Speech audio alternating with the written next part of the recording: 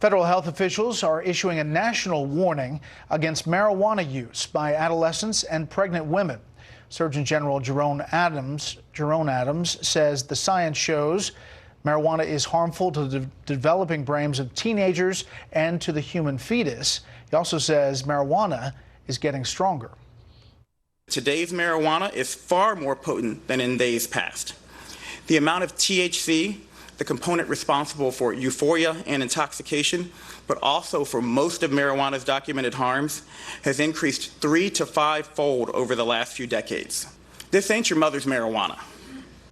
The warning comes as legal marijuana has grown into a $10 billion industry in the U.S., with nearly 2/3 of states legalizing it, mainly for medical use. Good morning, everyone. Please be seated. Thank you. Thanks for joining us here today. We're here today because we all share serious concerns about one of America's most important health challenges, substance abuse, especially among our nation's youth. I'm grateful to work for a president who takes this issue incredibly seriously. President Trump recognizes substance abuse for what it is, a health issue with serious and tragic effects on far too many American lives.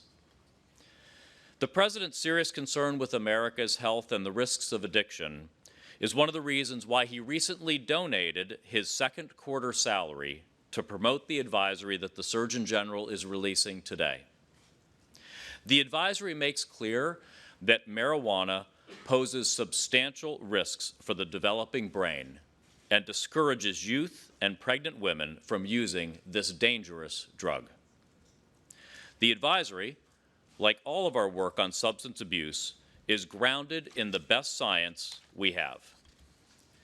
In our work on the opioid crisis, for instance, I've made very clear that this administration sees addiction as a medical challenge, not a moral failing, and that we are committed to advancing scientifically based approaches like the use of medication-assisted treatment for opioid use disorder.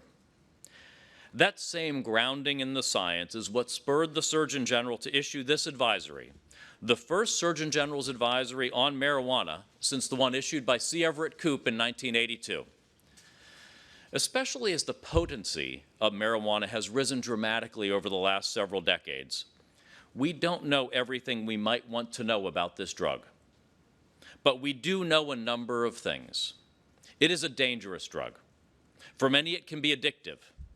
And it's especially dangerous for adolescents and pregnant women because of what we know about how it affects the developing brain. We need to be clear. Some states' laws on marijuana may have changed, but the science has not, and federal law has not. Moreover, because the concentration of THC in marijuana has tripled over the past few decades, the science suggests marijuana use carries more risk than ever. It is a fundamentally different product, both in potency and methods of use, than what existed several decades ago. For adolescents who use marijuana, the potential harm to the brain is real, serious, and documented. Marijuana can affect brain development and cause deficiencies in attention, memory, decision-making, and motivation. Chronic use has been linked to declines in IQ. And when a pregnant woman uses marijuana, THC can enter the baby's brain and poses risks for its development, a risk that continues during breastfeeding. Worryingly, marijuana use is also linked to risk for and early onset of psychotic disorders such as schizophrenia, and the association strengthens with more frequent use, stronger THC content, and earlier first use of marijuana. We're committed to more research on illuminating these risks because one of the dangers is that we still don't know all of the risks. But we know now that no amount of marijuana use during pregnancy or adolescence is safe. Despite the serious risks associated with marijuana, trends indicate that pregnant women and young people are growing more likely to use the drug and less likely to recognize risks. This is unacceptable, and the Trump administration will do everything in its power to turn these trends around. That starts with ensuring that Americans, their doctors, and their communities have the right information about marijuana's risks.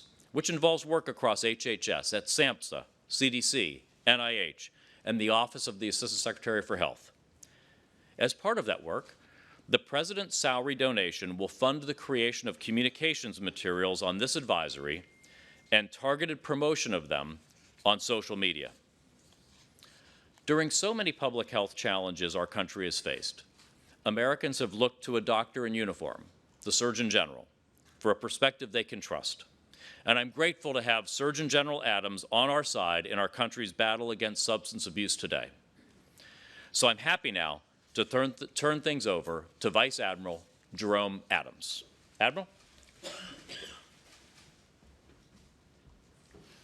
Well, good morning, everyone. Thank you so much for coming for this very important announcement. Thank you, Secretary Azar. As the nation's doctor, I'm proud to stand with you in sounding a national alarm about the harmful effects of marijuana use on the developing brain. I, Surgeon General Vice Admiral Jerome Adams, am emphasizing the importance of protecting our nation from the health risk of marijuana during adolescence and during pregnancy.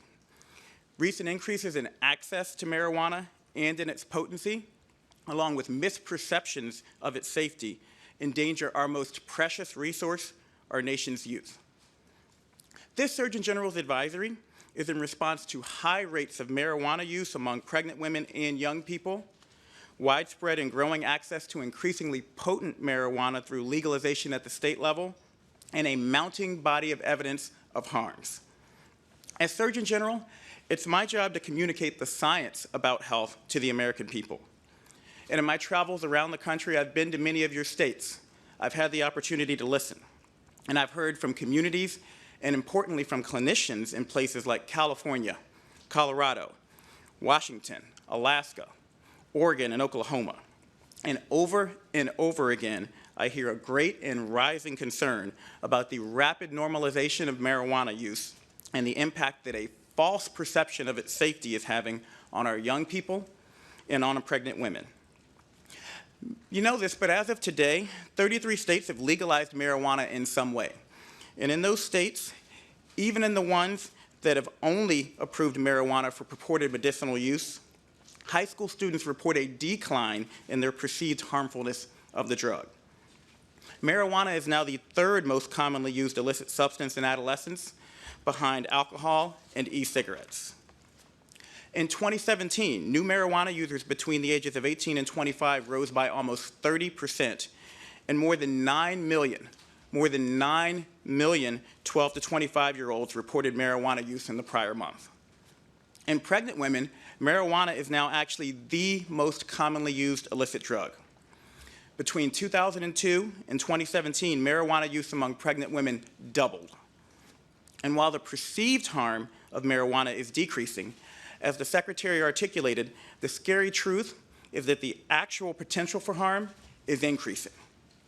Not enough people know that today's marijuana is far more potent than in days past.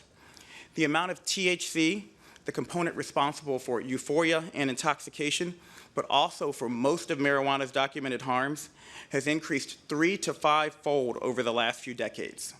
And that's before you take into account concentrated forms such as edibles, oils, and waxes that can increase THC delivery even further by as much as an additional 3-fold. Or as I like to say, this ain't your mother's marijuana. So why does this matter?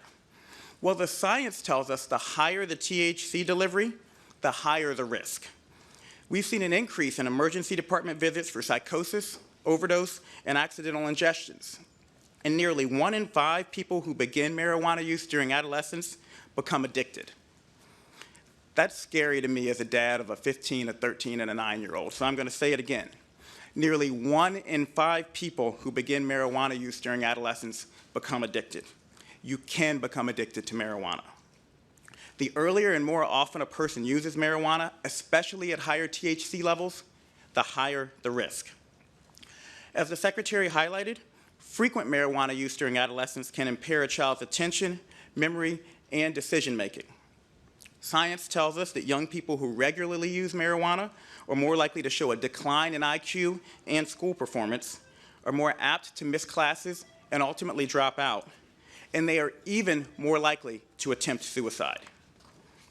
Marijuana use during pregnancy can affect the baby's brain and also result in lower birth weight, a marker for early death and disability.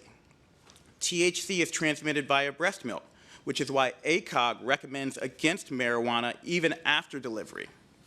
And marijuana and tobacco smoke share harmful components, so no one should smoke either product around a baby. In summary, we must take action now to protect our young people during a particularly vulnerable period in life. Resources are available in my advisory to help parents, teachers, and clinicians safeguard our youth from harm due to marijuana use. Now I'm asking all of you across America to help me spread this simple message. No amount of marijuana use during pregnancy or adolescence is safe. Many agencies across HHS are providing guidance on the effects and trends in marijuana use. We're also working to get more data about the impact that marijuana has across various populations, particularly in regards to long-term health effects. And now I'd like to introduce some HHS leaders who are taking action to address this critical public health issue. Assistant Secretary for Health, Admiral Brett Giroir, who is also a pediatric intensivist. Assistant Secretary for Mental Health and Substance Abuse, Dr. Eleanor McCants-Katz, who is also a psychiatrist, and Director of NIH's National Institute on Drug Abuse, Dr. Nora Volkoff. My colleagues and I will now take your questions. And I believe the media are in the front row, so we'll take some questions. Yes, ma'am? Hi, Sophie Tata from ABC. You mentioned that this is the, thanks. You mentioned that this is the third most used substance among young people behind e-cigarettes. Do you know if there will be any additional oversight or guidance in coming months, years on the use of that in young people? On the use of? E-cigarettes. Well, I want to remind everyone in the audience that many of you were here last December when I put out the second Surgeon General's advisory during my tenure, and that was on the use of e-cigarettes in young people. We know that a third of young people who are vaping regularly say they're vaping marijuana, so there's crossover between these two. But I think it's critically important, and I want all of you to help us share this message. No young person should be vaping. No young person should be using marijuana. The risks that we know of for both of those products are too high, and there are many risks that we don't know about, which is yet another harm of these products. Yes, ma'am. Christine Frizzell with Sinclair. I just wanted to get a little bit more specifics to dig down. Are there certain numbers or specific studies that you're pointing to in terms of your increased concern? And then also when you talk about increased use, is this just smoking, or are you now including the edibles and the oils? And I know CBD oil is a whole different thing, so I guess I just want to get a little more specifics about that. Well, let me turn this over to our subject matter experts, both Dr. Volkoff and Dr. McCants-Katz, to comment on both the science, the lab science, and also the mental health effects and how SAMHSA sees this issue. Dr. Volkoff, would you like to start? Yes, indeed, and the electronic cigarettes has been a relatively new introduction on the way that teenagers are using drugs. So we did not survey it until 3 years ago, and since then we've seen a significant increase in the consumption of nicotine and cannabinoids, THC, through e-cigarettes, so through the monitoring in the future. That is not entered into the numbers of adolescents that are actually exposed to marijuana. We do not know. But it is SAMHSA survey that actually has been looking into much greater detail beyond adolescence and forward, where we see a significant increase in the consumption of marijuana, not just in adults, but between 18 and 24, which is a period where your brain is still developing and at extremely high risk of modification by drugs. So, Dr. McCann. Yes, I'll just add to that to say that in our most recent National Survey on Drug Use and Health, we saw a significant increase in marijuana use by Americans 12 and older. So we see this continuing trend for increasing marijuana use, in addition to the increasing potency of the drug. The other thing that we're seeing are very increased rates of major depression in adolescents.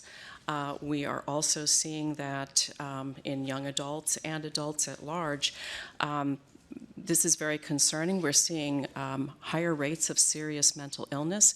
While we cannot say that marijuana is causal of those things, when you look at the increasing trend for marijuana use and you see the association of increases in serious mental illness and major depression with suicidality in people that are marijuana users versus those who are not, it's quite concerning.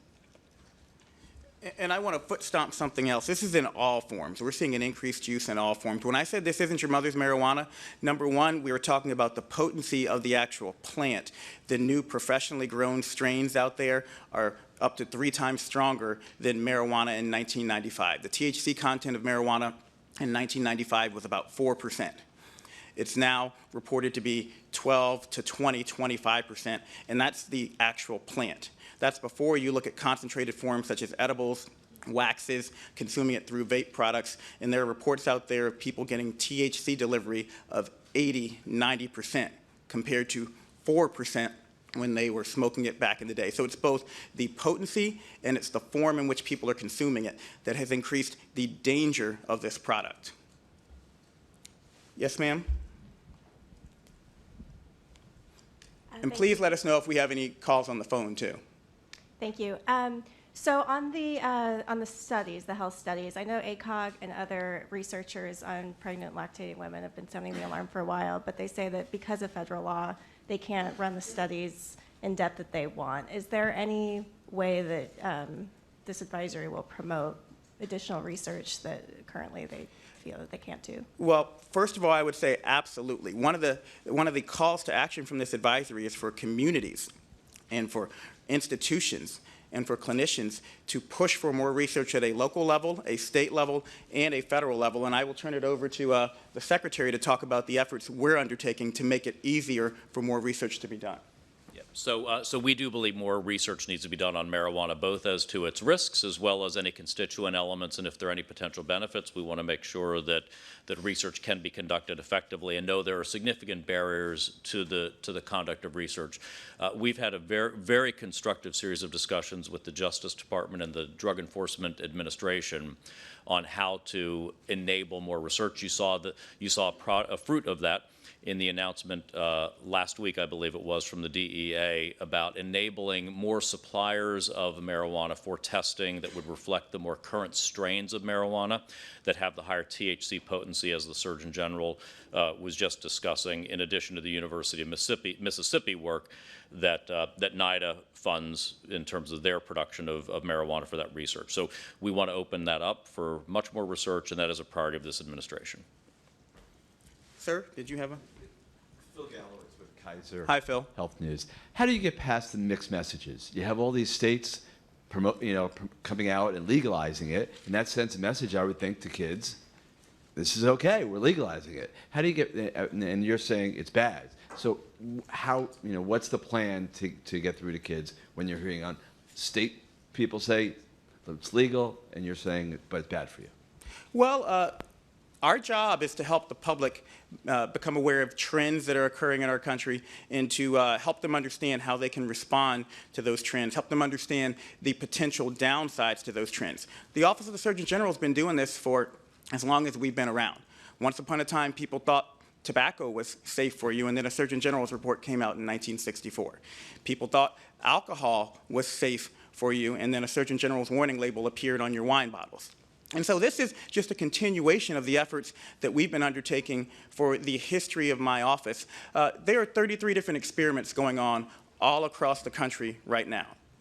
While those experiments are occurring, we want policymakers, we want teachers, we want parents, we want communities to be aware of the health implications of the decisions that they make and to take those into account when they're developing these policies. And I would actually like to turn it over to Admiral Jerome as the Secretary's top advisor on public health to give his perspective, because he also can tell you what this looks like from a pediatrician's point of view. He's seen many of these epidemics evolve over the years. Thank you very much. I'd just echo what the Surgeon General said. Our job is to be rooted in science and public health. I'm a pediatrician. The Surgeon General is an anesthesia and pain medicine specialist. It's really our job to make sure that the public has the best information. This Surgeon General advisory was vetted extraordinarily throughout the department with experts such as Dr. McCann's Katz, through the CDC, through NIDA, and all the experts to make sure that we were providing the public with the best available data. Again, as a pediatrician, to my fellow pediatricians, it is very important that we screen young children for substance misuse and all the other associations that Dr. McCann's Katz just spoke about. If you're an obstetrician, if you're a nurse practitioner, a nurse midwife, it is critically important to screen your patients for substance use like opioids or methamphetamine, and now with the dangers of marijuana. This is totally science-based. We will be out on the stump talking about this. The Surgeon General, our Surgeon General, does that better than just about anyone. And again, we're very appreciative that the President's donation of his salary will go to fund a nationwide digital campaign to make sure that this message is out there. Yeah, I do want to comment on something, because we have for many years been studying the effects of marijuana on children and adolescents, and what it is clear is that there has not been any science that has shown that marijuana is safe, but there's been an enormous amount of knowledge that has gathered to our understanding about why the use of marijuana is of concern. Marijuana activates our own endogenous cannabinoid system, which actually emerges during the first trimester of fetal development and plays an extremely important role on how the human brain develops, starting in the fetal development towards actually when your brain is fully formed, when you're 24, 25 years of age. So what you are doing by smoking marijuana is basically disturbing a very carefully orchestrated process by which the endogenous cannabinoid system and the brain actually responds to stimuli and creates new connections. And that's why the concern. There's an enormous amount of studies already showing that your performance will be much worse if you smoke marijuana. And the younger you smoke, the worse it is. We have been questioned about it because they say perhaps kids that were already having a disadvantage cognitively are more vulnerable to taking marijuana, and that's why you're observing those effects. So we're currently doing a very large study using the best technology on a large cohort prospectively to be able to objectively understand how marijuana influences the human brain, brain development, and behavior. Ricardo? Yeah, how much is the amount of the presidential donation? It's a quarter of the president's salary, which is $100,000. But what's important to know about that is it's going to fully fund our digital outreach efforts. That's $100,000 more than what the than what the Surgeon General has had in the past to launch these advisories, and we are extremely grateful for it, and it will be very impactful. So just to confirm, the amount of the donation is $100,000, and it will fully fund the digital part of the campaign? Is there another part of the campaign that HHS is paying for with public funds, or is that the whole campaign? Well, this campaign is really a public awareness campaign, and as you all in the audience know, the most effective way to reach people is digitally. My kids tell me, I don't see anything that you put on the TV. But they see it online, and so that $100,000 will be extremely impactful in terms of allowing us to reach the target audiences, which are pregnant women and the parents of adolescents and those adolescents. Do we have anyone on the phone? I want to make sure we don't forget those folks. Yes, ma'am? I was curious a little bit about pediatrician and doctors who might be recommending marijuana for medical reasons. Well, you're in luck because I have a pediatrician up here on stage, so, sir. So there is no approved, safe, or effective use of marijuana to treat any medical condition. While we support fully the research into constituent products of marijuana, there is no medical use for marijuana that has been approved by the FDA or is proved safe by the FDA. I would doubt very strongly that pediatricians are advising adolescents to use marijuana for any use.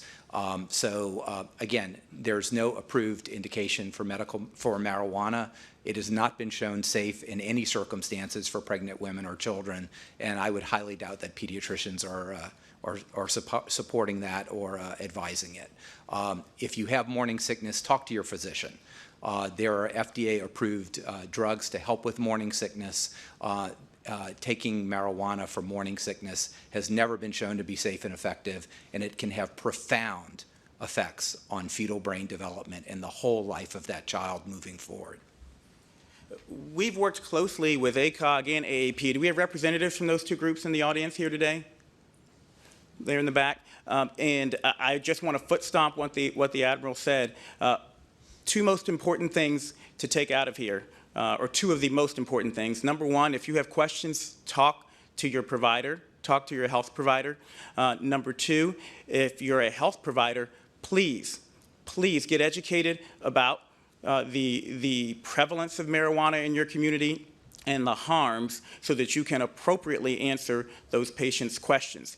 That's really two of the major goals of this advisory. Sir in the back with the nice haircut. Make sure that wasn't me. Ian Goldstein with NACHO. My question has to do with the almost 200 that have been hospitalized with pulmonary disease, and it's shown that some of it was THC, some of it may have been purchased legally. What is HHS doing around the maybe pesticide use or additional chemicals in legalized THC cartridges? I'm going to turn this over to Admiral Giroir, and the Secretary can jump in if he wants, but I do want to say one thing really quickly as the Surgeon General. We know that all of those cases are correlated with vaping. That's the one thing we know for certain that's common amongst all those cases. And I want to remind you all, I put out an advisory last year saying that no young people should be vaping because we don't know what's in these cartridges. We don't know what's in these oils that people are vaping. So critically important that you all help us get that message out there, that no young person should be vaping, and that anyone who's choosing to vape should be very, very cautious and concerned about the fact that we don't know what's in these products. But Admiral Giroir? I'll just echo that. Of course, the answer is don't vape. But there is an active epidemiological investigation ongoing now by the CDC together with the FDA in all branches of HHS trying to investigate what is really happening.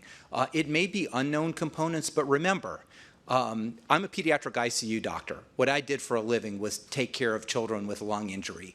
If you inhale substances like lipids into your lungs do not like that. That causes inflammation, leakage, and water through your lungs so you can't breathe. That could be nicotine, it could be THC, it could be lipids, it could be any of a number of the hundreds of chemicals that are there. So the point is we want to be absolutely grounded in the evidence. The CDC, the FDA are absolutely on point, and you'll be hearing much more about this in the coming days, about where the epidemiological investigation is. But for now, the answer is don't vape. Vaping is dangerous for you both because of the drugs it puts in your system, but also because of the direct lung injury that it can cause. And I apologize, that was the last question we had time for, but I want to close by imploring all of you all to help spread our message, lift up this advisory. No amount of marijuana use during pregnancy or adolescence is safe. And I also want to thank NIDA. I want to thank SAMHSA. I want to thank all the entities that have helped us put together this scientifically grounded and critically important advisory. And I want to thank you all in advance for using your bully pulpits to help us get this message out there. Thank you, Mr. Secretary, for joining us today. Thank you, everyone.